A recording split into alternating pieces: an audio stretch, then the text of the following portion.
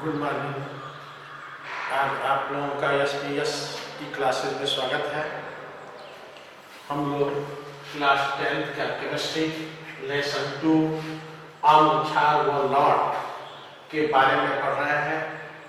यह हमारा लेक्चर जो है 3 है, वीडियो नंबर लेसन 2 का 4 है, लेसन 2.4।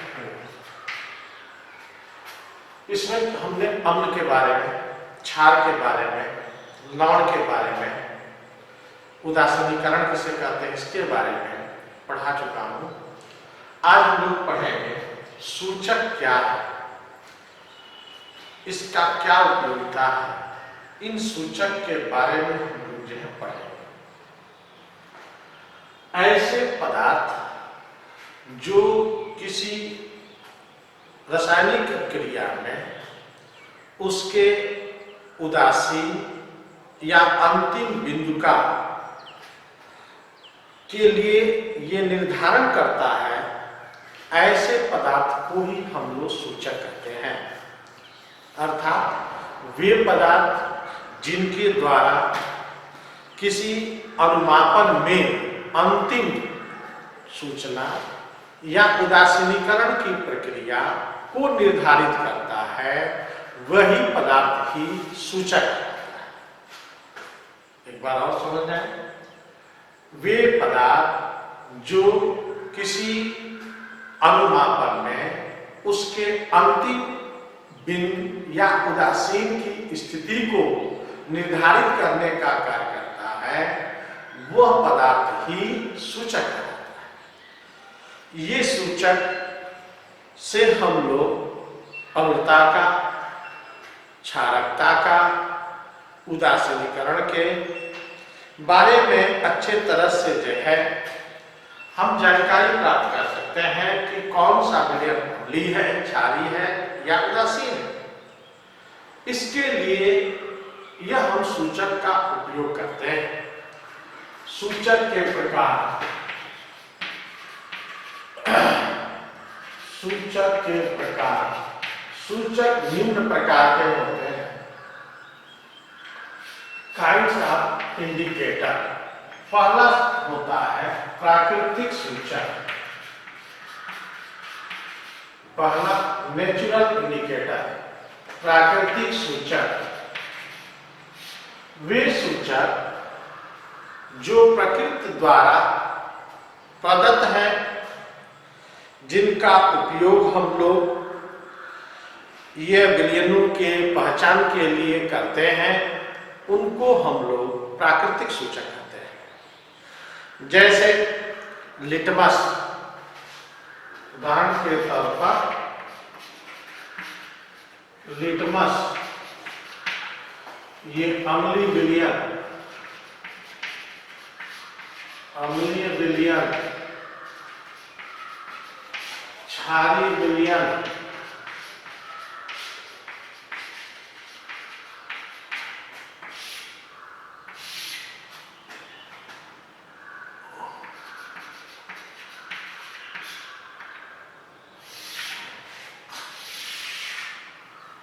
लिटमस करता क्या है, अम्लीय विलयन में यह लाल रंग देता है।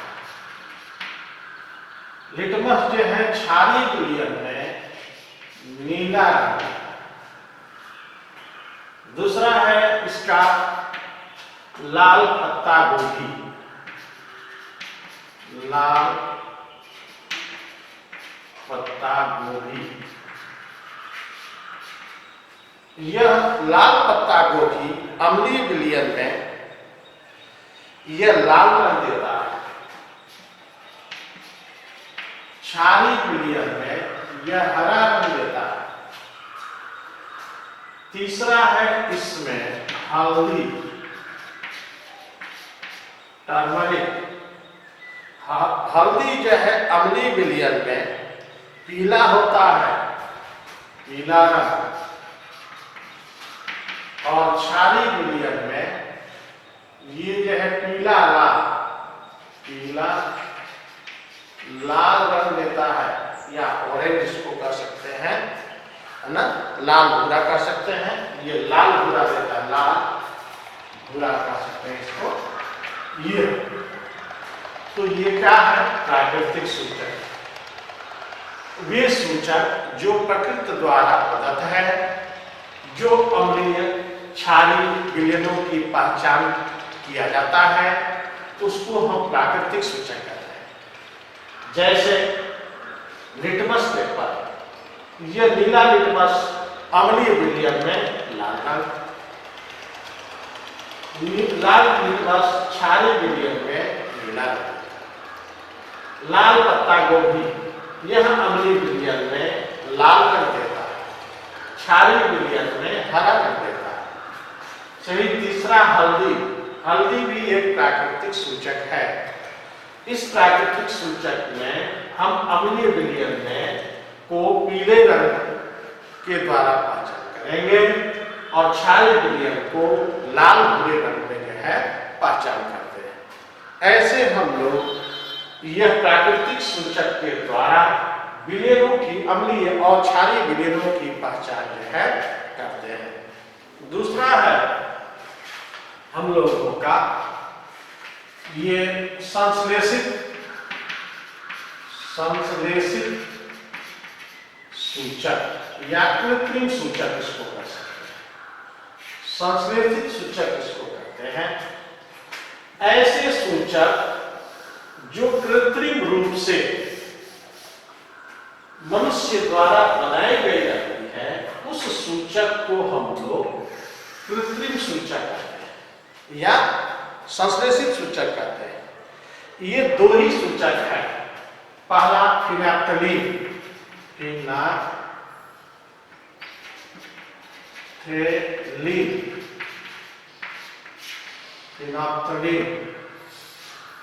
यह जो है अम्लीय विलयन में, फिनाप्थलीन जो है लाल रंग, ये जो है गुलाबी रंग देता है ना। अम्लीय विलयन में ये जो है रंगहीन होता है, रंगहीन। क्षारीय विलयन में ये गुलाबी रंग देता है।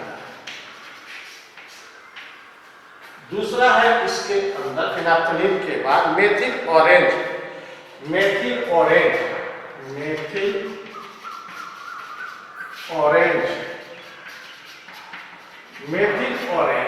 अम्लीय विलयन में लाल रंग देता है, जबकि क्षारीय विलयन में ये रंगहीन या ये रंगहीन देता है,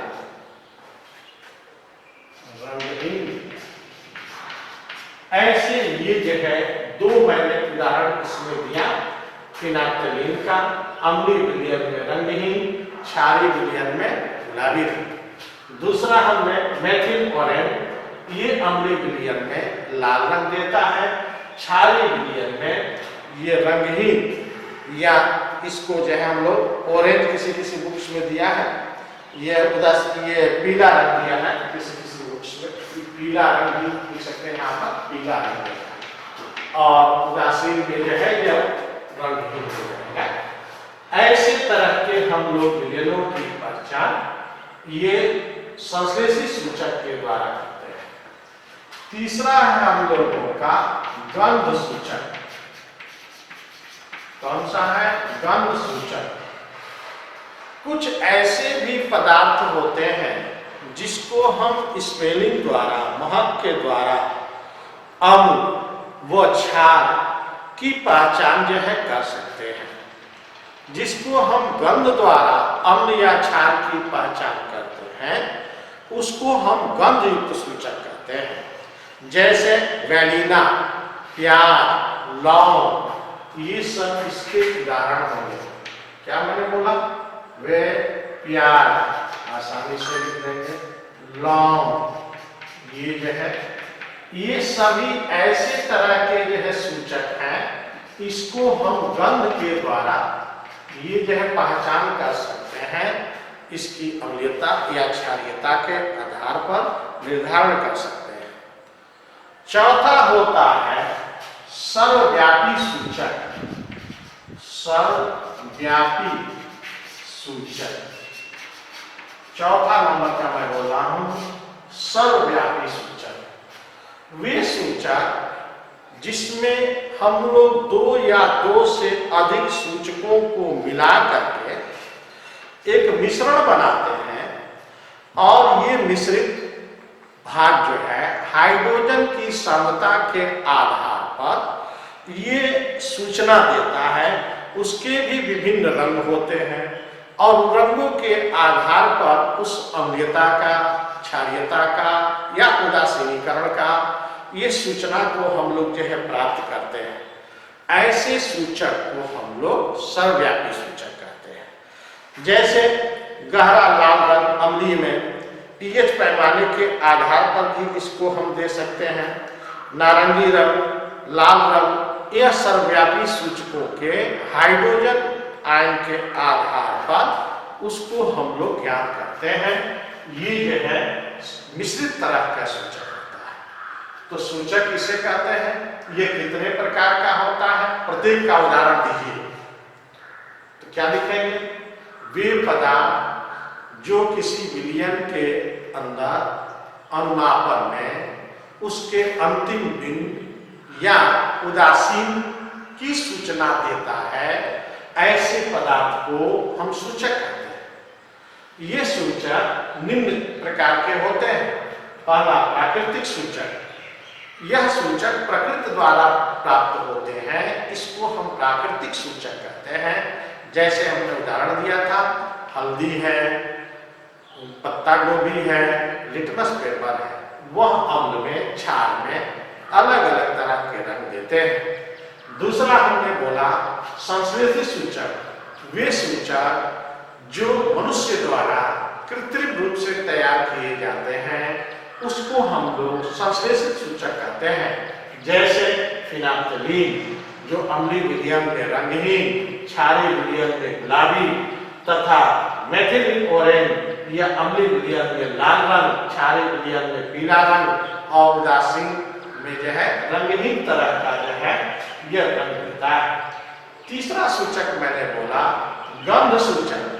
वे सूचक जिसको स्मेलिंग द्वारा, महक के द्वारा हम उसकी अम्लता या क्षारकता को जो है निर्धारण करते हैं, उस सूचक को हम लोग गंध सूचक कहते हैं। जैसे लौंग है, प्याज है, बिनौला है, इत्यादि तरह के ऐसे सूचक हैं जिन सूचकों को महक के द्वारा हम लोग ये सूचना प्राप्त करते हैं।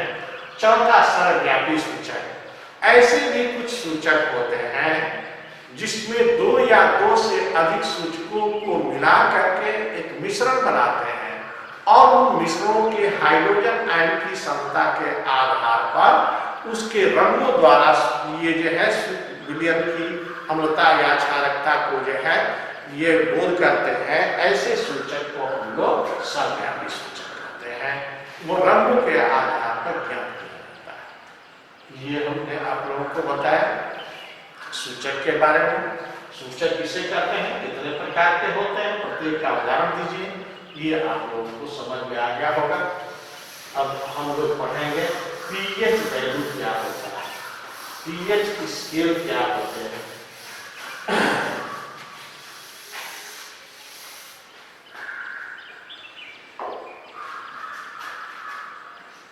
पीएच पैमाना या पीएच वैल्यू, ये हम कैसे ज्ञात करेंगे, इसके बारे में हम लोग पढ़ेंगे।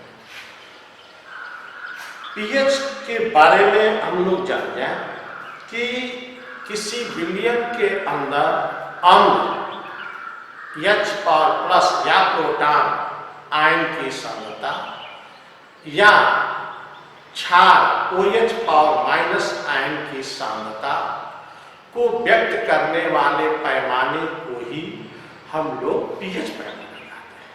क्या मैंने बोला, किसी सांद्र विलयन के अंदर हाइड्रोजन आयन H+ या क्षारीय आयन OH- आयन की सांद्रता को व्यक्त करने वाले पैमाने को ही हम लोग पीएच पैमाना कहते हैं। ये पीएच पैमाने के बारे में सन 1909 में डेनिस सोरेनसन नामक वैज्ञानिक ने वह सांद्रण के प्रकट करने के लिए एक नया स्केल बनाया जिसको पीएच स्केल कहते हैं। इस पीएच में पी एक जर्मन पोटेंज से दर्शाया गया है जिसमें H power plus ion, hydrogen ion जिसको कहते हैं। ये पीएच पैमाने में 0 से लेकर के 14 तक के ये पैमाने बने हैं और इस पैमाने में हम लोग अम्ल का मान, उदासीन का मान, क्षार का मान ज्ञात करते हैं। जैसे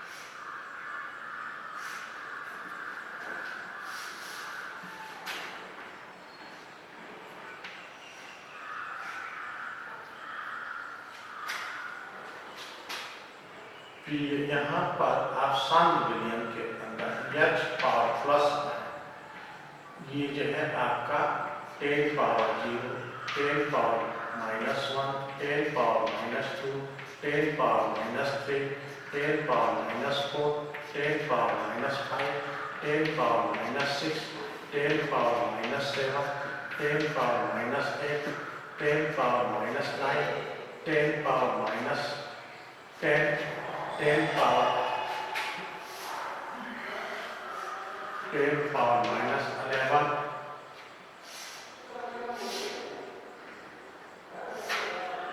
10 पावर -12, 10 पावर -13, 10 पावर -14। ये आपका होगा यहाँ ऐसे। यहाँ पीएच का मान 0, 1, 2, 3, 4, 5, 6, 7, 8, 9, 10, 11, 12, 13, 14। ये पीएच स्केल होता है। इस पीएच स्केल में हम लोग 1 से 7 के नीचे वाले, यहाँ के नीचे वाले को अम्लीय विलयन होगा। ये अम्लीय विलयन होगा। कहाँ तक? यहाँ तक। ये जो होगा उदासीन होगा। 7 क्या होगा? उदासीन होगा।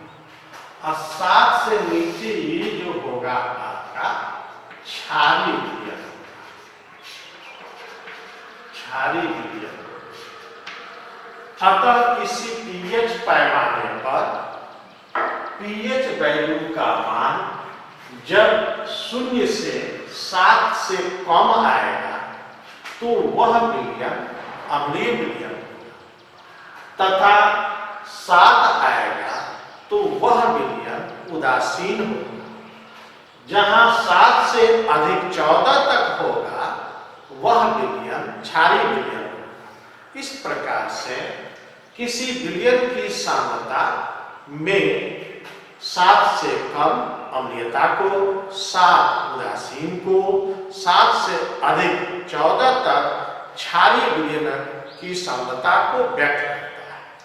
इस विलयन में आप पीएच वैल्यू निकालेंगे और पीएच वैल्यू निकाल करके आप उसकी जो है अम्लीयता, क्षारीयता या उदासीन की विलयन की सांद्रता को मान ज्ञात करेंगे। इसको प्रैक्टिकल भी करना है। लिटमस पेपर से या अन्य तरह के विलयनों के आधार पर आप ज्ञात करेंगे कि इसका पीएच वैल्यू जो है क्या आएगा, पीएच जो है क्या ज्ञात होगा।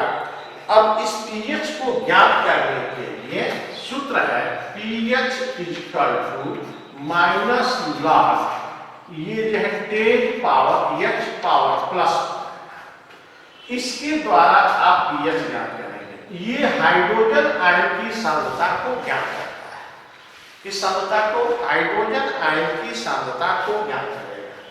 दूसरा है ऐसे ही इसी प्रकार का pH equal to minus log 10 power OH power minus, ये क्षारीय सांद्रता को व्यक्त करेगा। इस तरह से अम्लीयता H पावर प्लस आयन, क्षारीयता OH पावर माइनस आयन की सांद्रता के द्वारा हम उस pH वैल्यू को जो है निकालेंगे और निकाल करके ज्ञात करेंगे कि 7 से कम है या अम्लीय है, 7 से अधिक है या क्षारीय है, 7 है उदासीन है।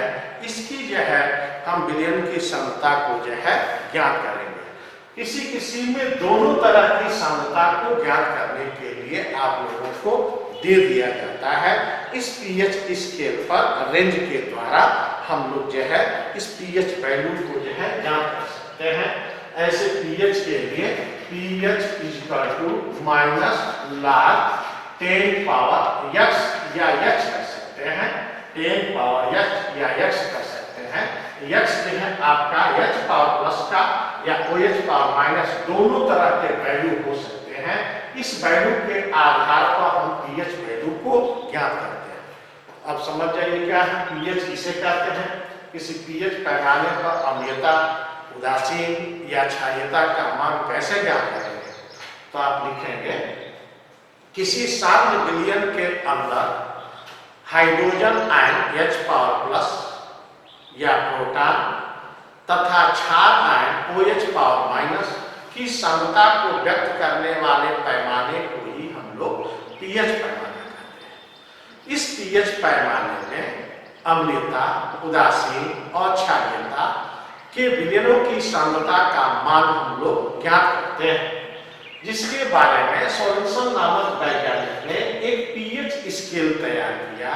इस pH स्केल पर ये जो साम्य विलयन में के रूप में वो जो है 0 से लेकर 10 टू द पावर माइनस 14 तक तथा pH वैल्यू में ये 0 से लेकर के 14 तक मान रखा। इस pH पैमाने में इस pH का मान जब 7 से कम होगा तो वह विलयन अम्लीय होगा, 7 होगा तो वह विलयन उदासीन होगा तथा 7 से अधिक 14 तक होगा तो वह विलयन जो है क्षारीय होगा। ऐसे विलयनों का निर्धारण हम करते हैं। इस विलयन की सांद्रता को हम कैसे ज्ञात करेंगे, जैसे pH equal to minus log 10 power H power plus यह हाइड्रोजन आयन की सांद्रता को दर्शाएगा, जबकि दूसरा होगा pH equal to minus log 10 power OH power minus ये क्षार की सांद्रता को दर्शाएगा। ऐसे हम सांद्रता को दर्शा करके इसको ज्ञात करते हैं। जबकि इसके अतिरिक्त एक POH इक्वल टू ये pH प्लस जो है आपका pH इक्वल टू आपका 14 होता है। इसके आधार पर हम POH के वैल्यू को जो है ज्ञात कर सकते हैं और ज्ञात करके ये POH वैल्यू को भी है निकाल सकते हैं। जैसे एक सवाल लगा लिया जाए, इसके आधार पर ये सवाल कैसे कैसे दिया जाता है उसको जो है देख लिया जाए। जैसे दिया है 10 टू द पावर माइनस दिया है, एकांकिक प्रश्न को हल किया जाए।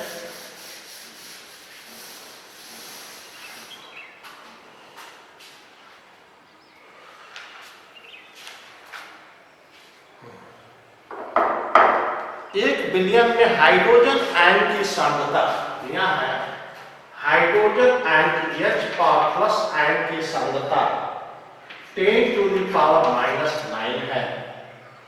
तो इस विलयन का pH मान क्या होगा, ये विलयन की प्रकृति भी बताइए। प्रकृति का मतलब अम्लीय है, क्षारीय है या उदासीन है। तो कैसे लगाएंगे, अभी सूत्र बोल रहा था pH equal to minus log 10 power h power plus ये h क्या मान है, तो ये फार्मूला हो गया। इतना लिखेंगे आप। ये लिखने के बाद pH equal to minus log, अब मान भरेंगे 10 पावर कितना है, 10 पावर माइनस 9, 10 पावर माइनस 9, ये हो गया 10 पावर माइनस 9 इक्वल टू ये हो जाएगा आपका, ये जो प्लस में हो जाएगा, प्लस में जब हो जाएगा तो प्लस 9 ये हो जाएगा, और ये log जो है 10। तो यहां पर ध्यान दीजिएगा log 10 का मान ये जो है 1, अर्थात ये प्लस 9, इसका मान हम लोग इंटू के रूप में 1 कर देंगे, तो 9 इंटू 1 इक्वल टू 9। ध्यान दीजिएगा pH का मान ये जो आएगा, नीचे जो मैं स्केल बनाया था वो प्लस में आता है, इस सारे बिलियन का मान ऋणात्मक होगा, लेकिन pH का मान जो है धनात्मक होगा, ये 9 है, अर्थात pH का वैल्यू कितना आएगा 9। जब 9 होगा तो ये बिलियन क्या होगा, 7 से कम है, 7 है कि 7 से अधिक है, 7 से अधिक है, तो 7 से अधिक है तो ये बिलियन जो है आपका हो जाएगा क्षारीय। ऐसे ये बिलियन की क्षमता आपने जो है ज्ञात कर दिया। किस तरह का बिलियन हुआ, क्षारीय तरह का बिलियन हुआ। कैसे, क्योंकि इस बिलियन की क्षमता का मान 6 से जो है अधिक है।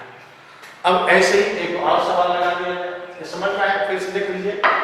दिया है कि एक सांद्र बिलियन के अंदर हाइड्रोजन आयन की सांद्रता m का मान 10 टू द पावर माइनस 9 है। इस सांद्र बिलियन का pH वैल्यू क्या होगा तथा इसकी प्रकृति बताइए। तो हमने h पावर प्लस 9 का मान लिखा है, ये दिया है आपका, ये आपका दिया है। फिर से h power plus equal to 10 to the power minus 9, pH पूछ रहा है, तो pH equal to minus log 10 power h power plus, pH equal to minus log 10 power minus 9 equal to ये जो है प्लस में आ जाएगा, क्योंकि ये माइनस हो रहा है, तो ये कोष्टक के अंदर जो है ये प्लस में हो जाएगा, प्लस 9 ये log 10, तो log 10 का मान 1 होता है, तो plus 9 into 1 equal to 9, pH का मान जो है 9 होगा। 9 कितना हो जाएगा, 7 से अधिक है, इसलिए क्षारीय बिलियन की प्रकृति ऐसे निकालें। अब दूसरा हम लोग एक और उदाहरण लगाएं।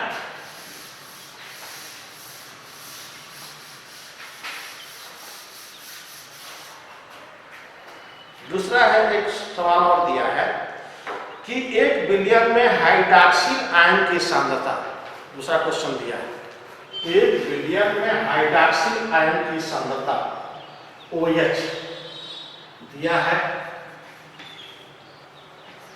OH पावर माइनस कितना दिया है, OH पावर माइनस आयन की सांद्रता 10 to the power minus 11, 10 to the power minus 11। इस बिलियन का pH मान क्या होगा, pH मान क्या होगा, है ना। अब इसको हम लोग लगाएंगे, POH is equal to log minus log 10 power OH power minus, ये मैंने लिख चुका हूं। तो POH is equal to minus log 10 power minus 11, ये दिया है। POH is equal to plus यहाँ पर हो जाएगा 11 और log जो है ये 10 हो जाएगा, इज इक्वल टू 11 log 10 का मान मैंने 1 लिखा है, 1 होगा।